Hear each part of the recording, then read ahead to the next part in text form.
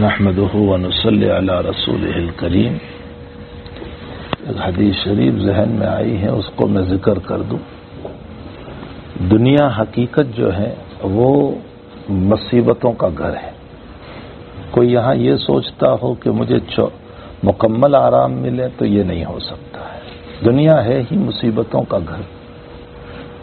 بہت سی مرتبہ ہوتا یہ ہے کہ سارے اسباب ہم تیار کر لیتے ہیں، اس کے باوجود کام نہیں بنتا۔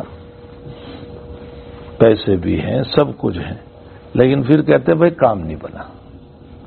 بہت سی مرتبہ ایسا ہوتا ہے کہ اسباب دنیا سارے ہمیں مہیا ہوتے ہیں، لیکن اس کے باوجود کام نہیں بنتا۔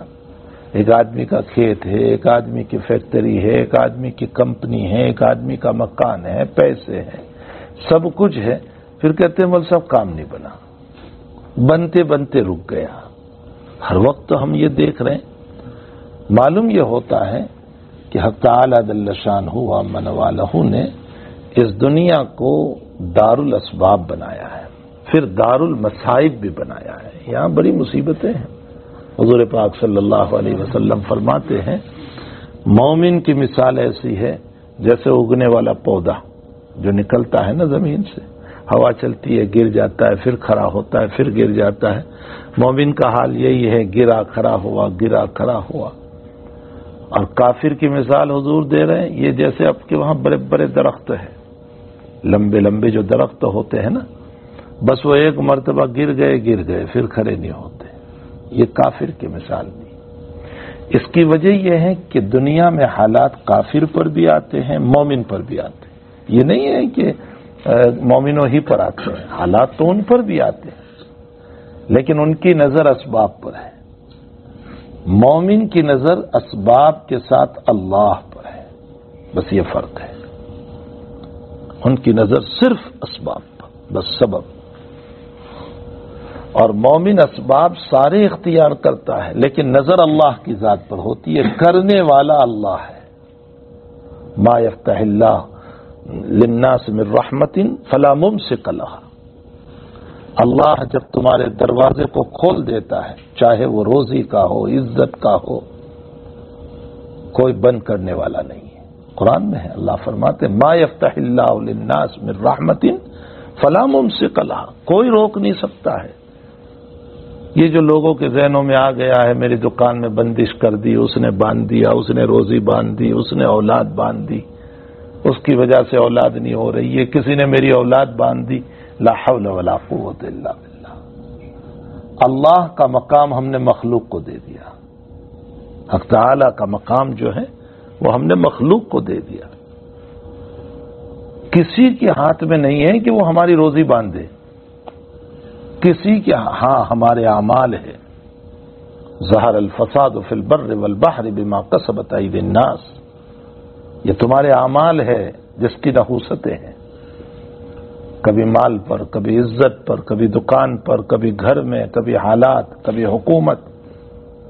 یہ جو سارے فساد کی بنیاد ہے وہ تمہارے اعمال ہے، اور اعمال کی وجہ سے سارے مسائل ہو رہے ہیں۔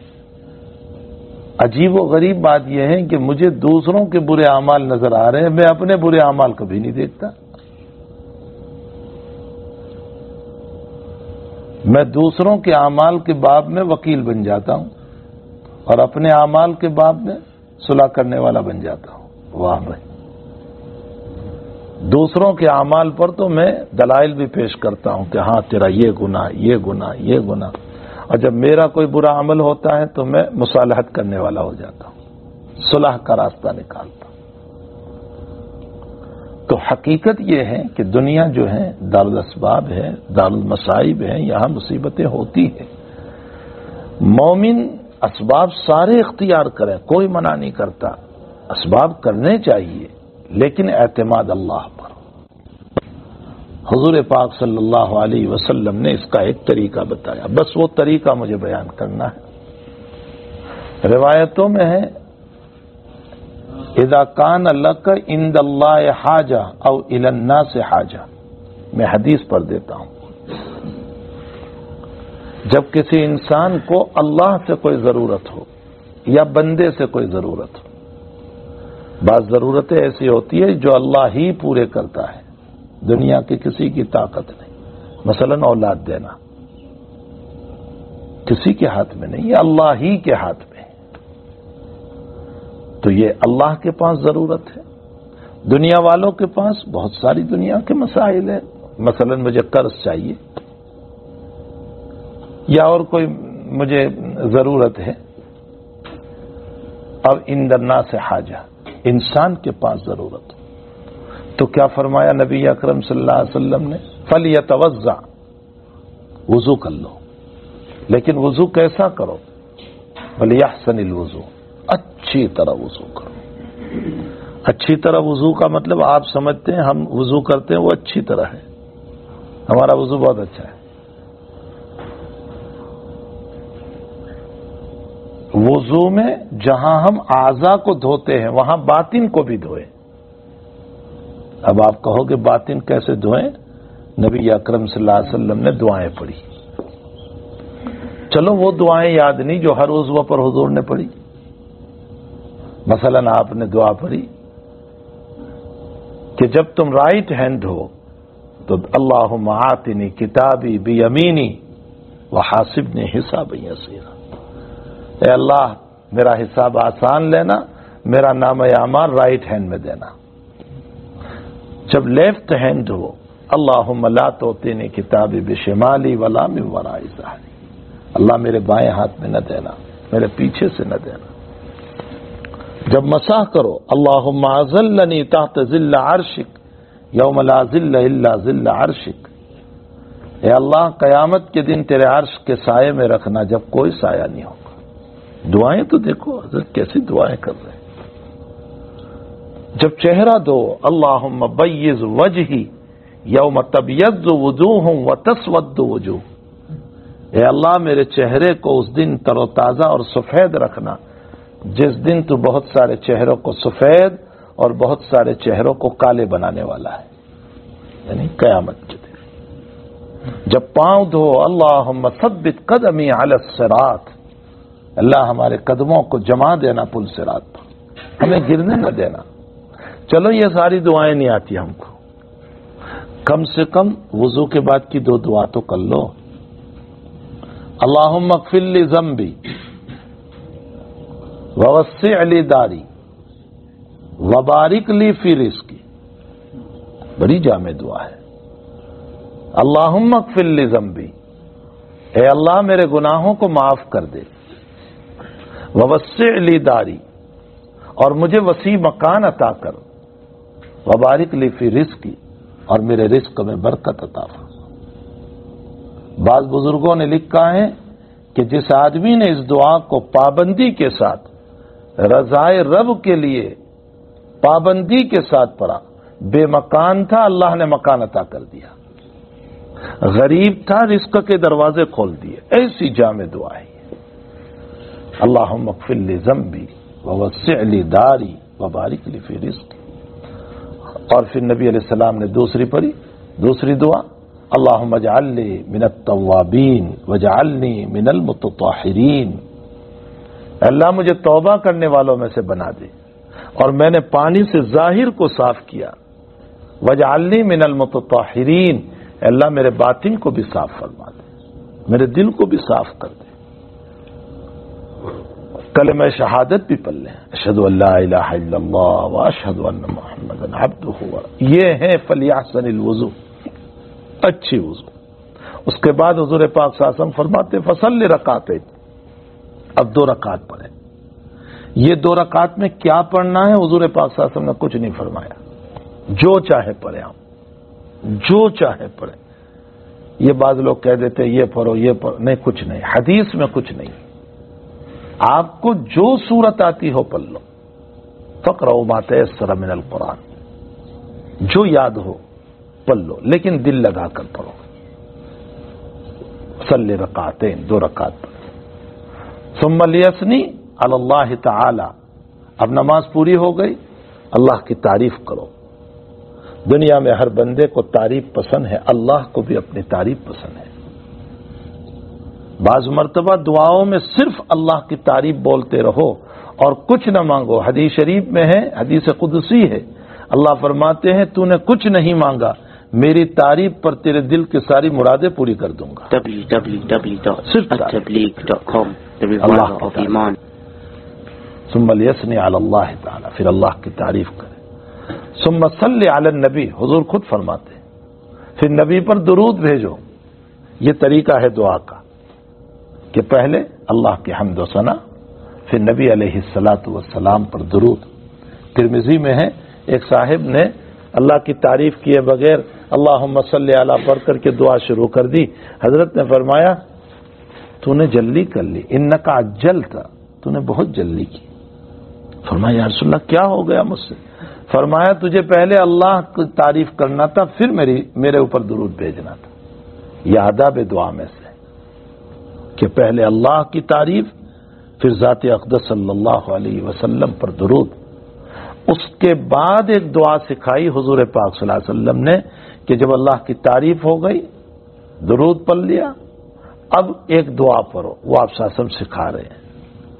آپ فرماتے ہیں لا الہ الا اللہ العظیم الحلیم، سبحان اللہ رب العرش العظیم، والحمد للہ رب العالمین، اسألک موجبات رحمتک وعزائم مغفرتک والغنیمۃ من کل بر والسلامۃ من کل اثم لا تدع لی ذنبا الا غفرت ولا ہما الا فرجت ولا دینا الا قضیت ولا مریضا الا شفیت ولا میتا الا رحمت ولا حاجة من حوائج الدنیا والآخرہ ہی لک رضا الا قضیتها یا ارحم الراحمین. یہ دعا پڑھ لو. اللہ کی تعریف لا الہ الا اللہ العظیم الحلیم، سبحان اللہ رب العرش العظیم، والحمد للہ رب العالمین. تعریف ہو گئی. اسألک موجبات رحمتک، اے اللہ میں تیری رحمت کا تجھ سے سوال کر رہا ہوں. وعزائم مغفرتک، اے اللہ میں کامل و مکمل مغفرت کا سوال کرتا ہوں. والغنیمۃ من کل بر، اے اللہ ساری نیکیوں کا مطالبہ کرتا ہوں. والسلامۃ من کل اثم، اے اللہ تمام گناہوں سے میں سلامتی چاہتا ہوں. والسلامۃ من کل اثم لا تدع لی ذنبا الا غفرت، اے اللہ میرے کوئی گناہ کو تو نہ چھوڑنا مگر معاف کر دینا. ولا ہما الا فرجت، میرا کوئی غم نہ چھوڑنا اللہ لیکن مجھے نجات دے دے. ولا ہما الا فرجت ولا دینا الا قضیت، اے اللہ میرا چھوٹا قرضہ، بڑا قرضہ، $10، $100، ہزاروں ڈالر، لاکھوں ڈالر، اے اللہ تو ادا کروا دے، اس کے راستے پیدا فرما دے. ولا دینا الا قضیت ولا مریضا الا شفیت، اللہ جتنے بیمار ہیں سب کو شفا دے. ولا میتا الا رحمت، مرحوموں کے اوپر رحم فرما. ولا حاجت من حوائج الدنیا والآخرہ، اے اللہ میری دنیا کی جتنی ضرورتیں ہیں اور آخرت کی جتنی ضرورتیں ہیں، الا قضیتها یا ارحم الراحمین، اے اللہ تو پوری فرما دے. ساری دنیا کی ضرورت بھی، ساری آخرت کی ضرورت بھی. نبی علیہ السلام فرماتے ہیں اس طریق سے اگر کام کرو گے، پھر کسی انسان کے پاس ضرورت لے کر جاؤ گے، انشاءاللہ اللہ تمہاری محبت ڈال کر تمہارا کام بنا دے گا. کتنا بہترین عمل نبی اکرم صلی اللہ علیہ وسلم نے ہم کو بتایا، کتنا بہترین عمل بتایا. چلو عربی میں اس دعا کو یاد نہیں کر سکتے آپ تو کم سے کم اردو میں، انگلش میں، لیکن طریقہ وہ رکھے کہ پہلے اچھی طرح وضو کر لے، 2 رکعت نماز پڑھے، اب دعا کے لیے بیٹھے تو پہلے اللہ کی تعریف کریں، پھر درود شریف پڑھے، پھر اپنی ضرورت کو اللہ کے سامنے رکھے. اگر یہ دعا پڑھ لیں تو بہت اچھا ہے، اس کا ترجمہ پڑھ لیں بہت اچھا ہے، انگلش میں، اردو میں، جس زبان میں آپ پڑھ سکتے ہیں. یا پھر اپنی ضرورت کو اللہ کے دربار میں رکھے، چاہے اس کا تعلق اللہ سے ہو، چاہے اس کا تعلق بندوں سے ہو. اگر اس طرح پر انشاءاللہ تعالی ہم مانگیں گے تو اللہ تعالی ہماری ضرورتوں کو پوری کرے گا. مومن کی شان ہی یہ ہے کہ مومن اسباب اختیار کرتا ہے لیکن نظر مسبب الاسباب پر رکھتا ہے، اللہ کی ذات پر رکھتا ہے۔ یہی صحابہ کا ایمان تھا، ساری دنیا کے اسباب اختیار کرتے تھے لیکن نظر اللہ تعالیٰ جل شانہ کی ذات پر ہوتی تھی۔ اور جہاں ذرا سا مسئلہ ہو گیا تو یہ علماء جانتے ہیں کہ حنین میں مسلمانوں کی جماعت بہت بڑی تھی، اتنی بڑی جماعت اس سے پہلے نہیں تھی، 10,000 سے زیادہ مسلمان تھے، اور دل میں خیال گزرا کہ میجورٹی میں ہیں ہم، اب تو ہاریں گے نہیں، بہت میجورٹی میں ہم تو، اور اللہ نے فوراً شکست دے دی۔ شروع میں دشمنوں کا حملہ ہو گیا، بعد میں کامیابی ملی، لیکن شروع میں ناکامی ہوئی، اور اللہ نے قرآن نے اس کو بیان کیا، وَيَوْمَ حُنَيْنٍ اِذْ أَعْجَبَتْكُمْ كَثْرَتُكُمْ، تمہاری میجورٹی پر تمہیں ناز ہو گیا، تمہیں غرور ہو گیا، تمہارے دل میں کچھ جو ہے برائی آ گئی کہ ہم میجورٹی میں ہیں، فَلَمْ تُغْنِ عَنْكُمْ شَيْئًا، تمہاری میجورٹی تمہیں کام نہیں آئی، وَضَاقَتْ عَلَيْكُمُ الْأَرْضُ بِمَا رَحُبَتْ، کس کو اللہ کہہ رہا ہے؟ کس کو کہہ رہا ہے؟ صحابہ کرام، اور ان میں بھی نبی علیہ السلام موجود ہیں۔ وَضَاقَتْ عَلَيْكُمُ الْأَرْضُ بِمَا رَحُبَتْ، زمین کشادہ تھی، اس کے باوجود تنگ نظر آنے لگی، بھاگنے کا راستہ نہیں تھا، سمجھ نہیں آ رہی تھی کہ کدھر چلے جائیں۔ ثم ولیتم مدبرین، پھر تم بھاگنے لگے۔ ثم انزل اللہ سکینتہ علی رسولہ وعلی المؤمنین وانزل جلودا لم تروها، پھر اللہ نے اپنی رحمت کو نازل کیا محمد الرسول اللہ صلی اللہ علیہ وسلم اور آپ کے صحابہ پر، اور پھر اللہ نے کامیابی دی۔ اشارہ کیا کہ تمہارے اسباب پر میری طرف سے کامیابی اور ناکامی نہیں ہے، اگر میجورٹی پر کامیابی اور مائنورٹی پر ناکامی تھی تو بدر میں تم 313 تھے پھر بھی کامیاب ہو گئے تھے، بدر میں 313 تھے پھر بھی کامیاب۔ اس لیے افراد پر نہیں، نظر اللہ پر ہونی چاہیے، یہ مومن کا ایمان ہے۔ اس لیے میرے بھائیو، اس حدیث شریف کو میں نے اس لیے پڑھا کہ ہم سارے اسباب اختیار کریں، دنیا ہے ہی دار الاسباب، لیکن اسباب کے بعد نظر اللہ کی ذات پر ہونا چاہیے۔ اگر اللہ کی ذات پر نظر ہے، اللہ ذرا سے اسباب میں کام بنا دے گا، اور اگر اللہ کی ذات پر نظر نہیں ہے تو بڑے سے بڑے سبب کے باوجود ناکام ہو جائیں گے۔ اللہ تعالی ہم تمام کو اللہ کی ذات پر یقین کامل نصیب فرمائے، اس سے ہونے کا یقین عطا فرمائے، وہ ہی کرنے والا ہے، وہ ہی کرنے والا ہے، دنیا کی کوئی طاقت کرنے والی نہیں ہے۔ ہمیں مغالطہ ہو گیا ہے، ہم نے اللہ کا مقام مخلوق کو دے دیا کہ یہ کام بنا دے گا، یہ کام بنا دے گا، یہ کام بنا دے گا، اس سے ہو جائے گا، اس سے ہو جائے گا۔ اسباب کے درجے میں آپ ضرور مطالبہ رکھیں۔ حضور پاک صلی اللہ علیہ وسلم سے قرض لینا ثابت ہے، آپ نے قرض لیا ہے، وفات کے موقع پر آپ نے اپنی بختر اور زرہ گروی رکھی تھی جو ابو بکر صدیق نے بعد میں چھڑائی۔ قرض لینا ثابت ہے لیکن بلا ضرورت بھی نہ ہو۔ اللہ کے نبی علیہ السلام نے ایک مرتبہ دعا فرمائی، اللہم انی اعوذ بک من المعصم والمغرم، اے اللہ میں گناہوں کے بوجھ سے پناہ چاہتا ہوں اور قرض کے بوجھ سے پناہ چاہتا ہوں۔ صحابہ فرماتے ہیں یا رسول اللہ قرض کے بوجھ سے آپ کیوں پناہ مانگ رہے ہیں؟ فرمایا انسان جب قرض دار ہوتا ہے تو بات بات میں جھوٹ بولتا ہے، وعدہ خلافی کرتا ہے، کل دے دوں گا، پرسوں دے دوں گا، 4 دن بعد دے دوں گا، تو جھوٹ بولتا ہے، وعدہ خلافی۔ اس لیے بلا ضرورت قرض سے اپنے آپ کو بچائیں، اور اگر قرض ہے تو اللہ سے روزانہ دعاؤں کا اہتمام، دعاؤں کا اہتمام خوب۔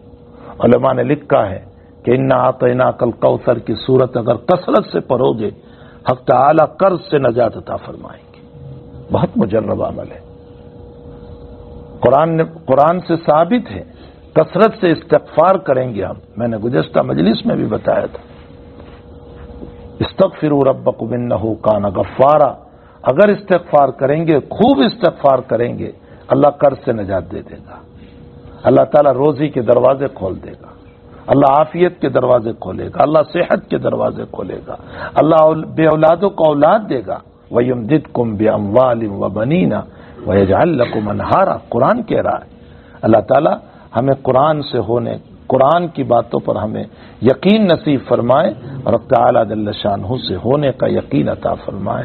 سبحان اللہ و بحمدہ سبحانک اللہم و بحمدک نشہد ان لا الہ الا انت نستغفرک و نتوب الیک.